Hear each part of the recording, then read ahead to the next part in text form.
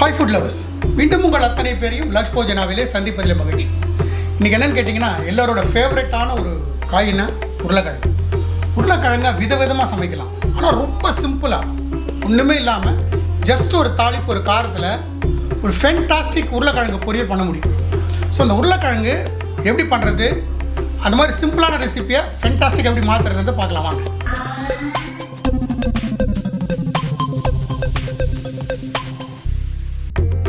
இப்போ நான் என்ன பண்ணியிருக்கேன், என்கிட்ட மண் உருளைன்னு வரும்.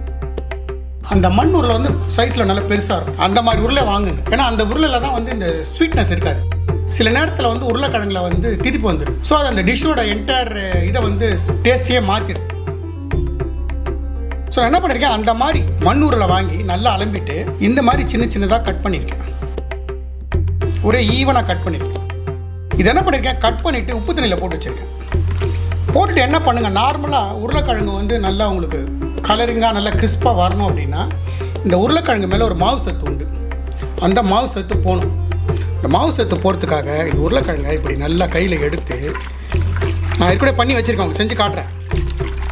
அது நீங்கள் பண்ணிங்கன்னா நல்லா நுரையா வரும்.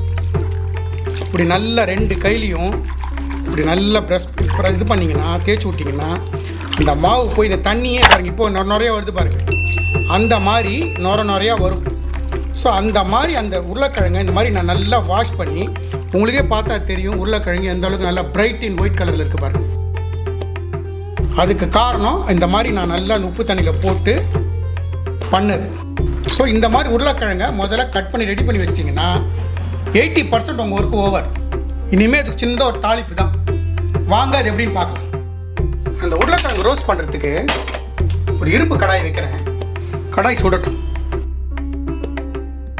இந்த மாதிரி வாஷ் பண்ண உருளைக்கிழங்க இந்த மாதிரி ஒரு ஸ்டெயினில் போட்டு தண்ணி ஃபுல்லாக எடுத்துருங்க. டிஷ் பண்ணுறதுக்கு ஒரு 5 நிமிஷத்துக்கு முன்னாடியே இந்த மாதிரி ஒரு வடிகட்டியில் போட்டு வச்சிட்டிங்கன்னா மொத்த தண்ணி இறங்கிடாது. பார்த்தீங்களா உருளைக்கிழங்கு என்ன வெள்ளை வெளியேன்னு இருக்குது பாருங்கள். அதுக்கு காரணம் நல்லா அந்த கையில் வாஷ் பண்ணது. நான் அடுத்த ஒரு அக்கேஷனில் வந்து உங்களுக்கு நான் அந்த உருளைக்கிழங்கு சிப்ஸ் பண்ணி காட்டுறேன். அந்த சில கடையில் வாங்கும் அளவுக்கு உருளைக்கிழங்கு பார்த்தீங்கன்னா வெள்ளை வெளியேன்னு இருக்கும் அந்த சிப்ஸு. அந்த வெள்ளை வெளியேன்னு சிப்ஸ் எப்படி எடுக்கிறாங்கன்னு இதுதான் நான் செஞ்சு அந்த உருளைக்கிழங்கு சிப்ஸ் ஒரு வாட்டி உங்களுக்கு செஞ்சு காட்டுறேன். வச்ச கடாய் சுட்டு எடுத்து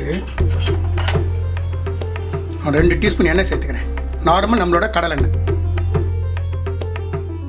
இந்த டிஷ்ஷை வந்து கொஞ்சம் ஸ்லோ ஃப்ளேமில் குக் பண்ணுங்கள். முடிஞ்சால் இரும்பு கடாயில் குக் பண்ணுங்கள். நல்லா ரோஸ்ட் ஆகி வரும் உங்களுக்கு. எண்ணெய் காயிடும். நம்ம விட்ட எண்ணெய் சுட்டு எடுத்து நான் ஸ்டவ்வை ஸ்லோ பண்ணிடுறேன். ஒரு 1/2 டீஸ்பூன் கடுகு சேர்க்குறேன்.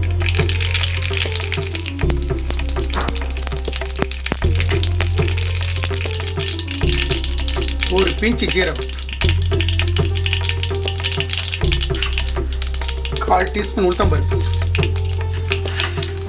1/4 டீஸ்பூன் கடலைப்பருப்பு, ஒரு 2 காஞ்ச மிளகா கிள்ளி சேர்க்குறேன். 3 மிளகாய் சேர்த்துக்கிறேன். கொஞ்சமாக கருவேப்பிலை,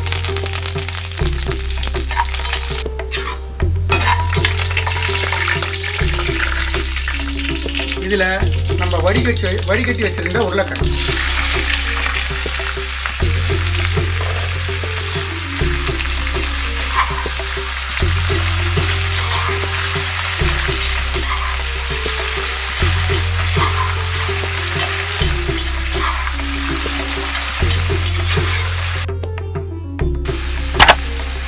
ஸ்லோ ஃப்ளேமில் அது குக் ஆகும்.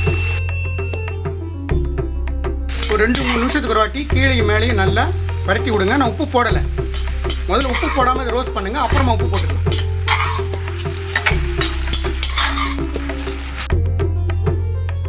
நான் இப்போ இந்த ஸ்டேஜில் இந்த உருளைக்கிழங்குக்கு தேவையான உப்பு முதல்ல கொஞ்சமாக போட்டுக்கிறேன். டேஸ்ட்டு பார்த்ததுக்கப்புறம் மீண்டும் சேர்த்துக்கிறேன். ஸோ உப்பு இந்த ஸ்டேஜில் சேர்த்துட்டு ஒரு 10 தட்டி விட்டுருவேன்.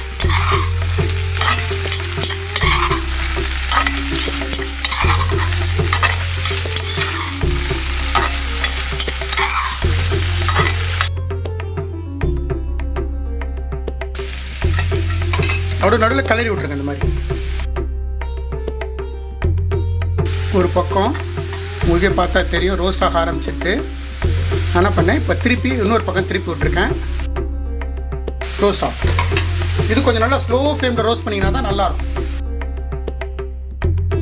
காரம் உப்புலாம் இப்போ போட்டுறாதீங்க. காரம் உப்புலாம் இப்போ போட்டிங்கன்னா கருத்து போயிடும். ஸோ இறக்கிறதுக்கு ஒரு ஃபியூ செகண்ட்ஸ் முன்னாடி தான் உப்பு செக் பண்ணிவிட்டு உப்பு வேணால் உப்பு, காரம், மஞ்சள் பொடி போட்டு டாஸ் பண்ணி இறக்க போகிறோம். கூட ஒரு சீக்ரெட் இன்க்ரீடியன்ஸ் என்ன நான் சொல்கிறேன் ஃபினிஷ் பண்ணும்போது.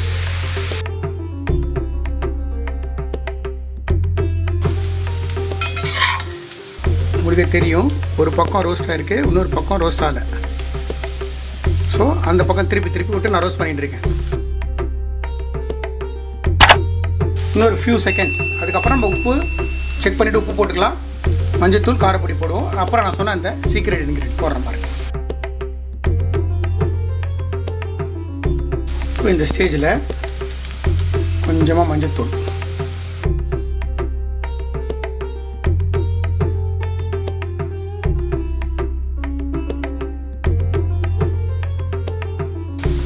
கொஞ்சமாக காரப்பொடி,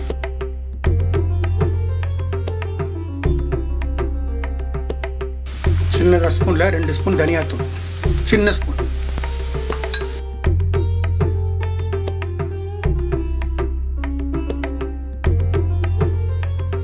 காஷ்மீரி ரெட் சில்லி இந்த சின்ன ஸ்பூனில் ஒரு 1.25 ஸ்பூன் போட்டுட்டு ஒரு ஸ்பூன் எண்ணெய் விட்டுட்டு இதை பொறுமையாக பரட்டி விடுங்க. எல்லா பக்கம் கோட் ஆகிற மாதிரி.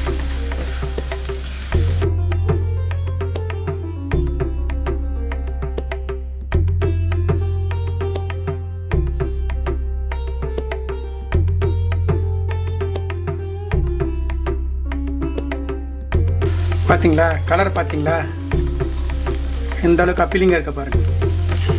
ஸோ இந்த மாதிரி ஜென்டிலாக திருப்பி போடுங்க.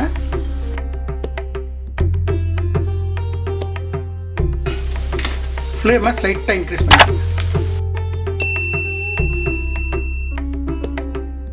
ஒரு அருமையான உருளைக்கிழங்கு ரோஸ்ட்டு ஃபென்டாஸ்டிக்காக இருக்கும். சாம்பார் சாதம், ரசம் சாதம், தயிர் சாதம், கலந்த சாதங்கள் ஆஃபீஸ்க்கு எடுத்துகிட்டு போகலாம். பட் ஆனால் என்னையை பொறுத்த மட்டும் இது நல்லா கிறிஸ்பாக இருக்கிறதுனால சூடாக சாப்பிட்றதான். நான் சொன்ன சீக்ரெட் இன்கிரிடியன்ட் ஒன்றும் இல்லை, மேகி மசாலா. மேகி மசாலான்னு மார்க்கெட்டில் அவைலபிளாக இருக்குது.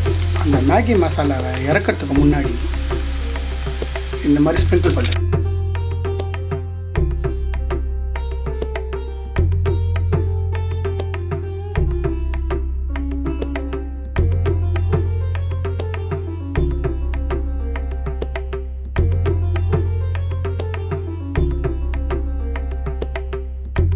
மிக பார்த்தா தெரியும் எவ்வளோ கிறிஸ்பாக இருக்குது பாருங்கள்.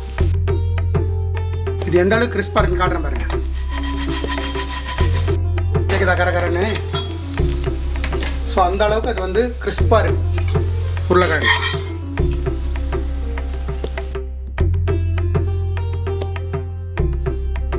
நம்மளோட முறுமுறு உருளைக்கிழங்கு ரோஸ்ட் ஒரு சிம்பிளான ரெசிபி. சாம்பார் சாதம், ரசம் சாதம், தயிர் சாதம் கூட ஃபென்டாஸ்டிக்காக இருக்கும். உருளைக்கிழங்கு பிடிக்காதவங்க யாருமே இருக்க முடியாது. ஸோ ஒரு ஃபென்டாஸ்டிக் ரெசிபி. நான் எந்த மாதிரி இன்க்ரீடியன்ஸ் போட்டு செஞ்சேனோ அதே மாதிரி செய்யுங்க. எனக்கு கிடைச்ச அதே எக்ஸ்ட்ரா ரெசிபி உங்களுக்கும் கிடைக்கும். இந்த வீடியோ பிடிச்சிருந்தா லைக் அண்ட் ஷேர் பண்ணுங்கள். உங்கள் ஃபேமிலி ஃப்ரெண்ட்ஸுக்கு ரெக்கமெண்ட் பண்ணுங்கள். மறக்காமல் நம்ம சேனல் வந்து சப்ஸ்கிரைப் பண்ணுங்கள். Lakshman signing off from லக்ஷ்போஜனா.